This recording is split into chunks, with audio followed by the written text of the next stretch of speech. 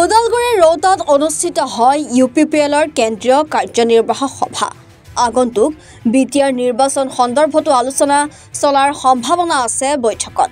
কেন্দ্ৰীয় কাৰ্যনিৰ্বাহক সভাখনত BTCৰ মুখ্য কাৰ্যবাহী সদস্য প্ৰমোদ বড়ো, উপ-মুখ্য কাৰ্যবাহী সদস্য গোবিন্দ্ৰ চন্দ্ৰ বসুমতাৰীকে ধৰি BTCৰ প্ৰতিগৰাকী কাৰ্যবাহী সদস্য পাৰিষদ, অসম চৰকাৰৰ কেবিনেট মন্ত্ৰী UG ব্ৰহ্ম, প্ৰাক্তন উপ-মুখ্য কাৰ্যবাহী খাম্পা বৰগয়াৰী, সংসদদ্বয় ৰঞ্জিত বসুমতাৰী আৰু ৰণগৌৰা নাৰ্জাৰীকে ধৰি সকলো কেন্দ্ৰীয় কাৰ্যনিৰ্বাহক উপস্থিত থাকে। আগন্তুক বিটিআৰ নিৰ্বাচনক লৈ সভাখনত কেতবোৰ গুৰুত্বপূৰ্ণ সিদ্ধান্ত লোৱা হ'ব বুলি জানিব পৰা গৈছে। 25 সংখ্যক CWC সভা কিছু সময় পিছতে অনুষ্ঠিত হ'ব। ভাল লাগিছে আমাৰ ওদালগুৰি ডিষ্ট্ৰিক্টৰ এই ৰৌতাত আমাৰ 25 সংখ্যক যি CWC আমাৰ UPPLৰ সেইটো হ'বলৈ গৈ আছে। ভাল লাগিছে। আমি অকণমান গেপ হৈছিলে মিটিং, আমি তেনেকুৱা CWC লোৱা নাছিলোঁ।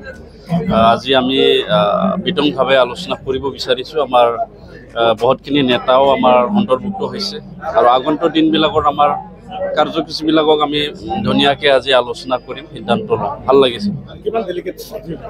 আজি আমাৰ যিসকল CWC আছে, UPPL দলৰ সকলো EM, MCLA, MLA, আমাৰ মন্ত্ৰী ডাঙৰীয়া ইতিমধ্যে উপস্থিত হৈছে। আমাৰ যিসকল CWC প্ৰতিখন জিলাৰ পৰা আছে, গতিকে 500-600 এনেকুৱা আমাৰ CWC যিসকল আছে তেওঁলোকে উপস্থিত হ'ব। সন্মুখত নিৰ্বাচন আছে, নিৰ্বাচনৰ ওপৰত কি বিশেষ আলোচনা হোৱাৰ সম্ভাৱনা আছে? নিৰ্বাচনৰ কথাটো আমি আলোচনা কৰিয়েই আছোঁ, যিহেতু আমি আঞ্চলিক দল আৰু আঞ্চলিক দল হ'লেও আমি অকল 5টা জিলাৰ কাৰণে আঞ্চলিক দল। গতিকে UPPLে এই আঞ্চলিকত অৰ্থাৎ এই পৰিষদত নিৰ্বাচন খেলিবৰ কাৰণে জন্ম হৈছে, যেতিয়া নিৰ্বাচনটো খেলিবই লাগিব, এইবিলাকৰ আমাৰ আলোচনা হ'ব। শোণিতপুৰ, বিশ্বনাথ আৰু দৰঙৰ 81খন গাঁও BTCৰ অন্তৰ্ভুক্ত হ'ল, গতিকে ৰাজনৈতিক সমীকৰণটো নিশ্চয় পৃথক হ'ব। মই শুভেচ্ছা যাচিছোঁ। দীৰ্ঘ বছৰীয়া যি সংগ্ৰামৰ পিছত BSC BTC চুক্তি হৈ গ'ল আৰু এতিয়া বিটিআৰ চুক্তি 5 বছৰ হৈ গ'ল। তো 5 বছৰৰ মূৰত আমাৰ শোণিতপুৰ বা বিশ্বনাথ বা অন্যান্য জিলাৰ পৰা আমাৰ বিটিআৰ অঞ্চলত অন্তৰ্ভুক্ত হোৱা সকলো ৰাইজক মই শুভেচ্ছা যাচিছোঁ আৰু তেখেতসকলক আমাৰ ওদালগুৰি ডিষ্ট্ৰিক্ট বা আমাৰ তামোলপুৰ ডিষ্ট্ৰিক্টৰ বিভিন্ন সমষ্টিত তেওঁলোকে ভোটাধিকাৰ হিচাপে অধিকাৰ লাভ পাইছে। গতিকে আশা কৰিছোঁ আমি, যিহেতু তেওঁলোকে নতুনকৈ বিটিআৰত সোমাইছে, আমাৰ বিটিআৰ শক্তিকাৰী দলকে তেওঁলোকে সমৰ্থন জনাব, মই এইটো আশা কৰিছোঁ। বিজেপি অকলে নিৰ্বাচন খেলিব 40খন।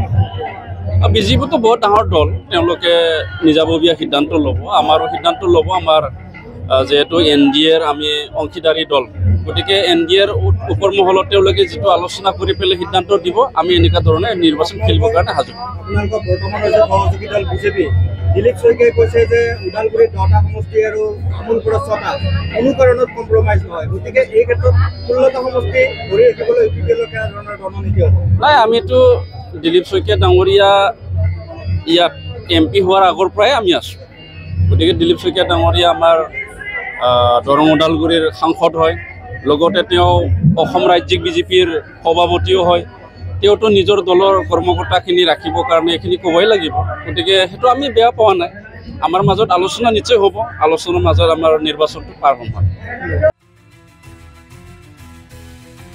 ওদালগুৰিৰ পৰা মন্টু কলিতাৰ ৰিপৰ্ট, এনি ভাৰত 24।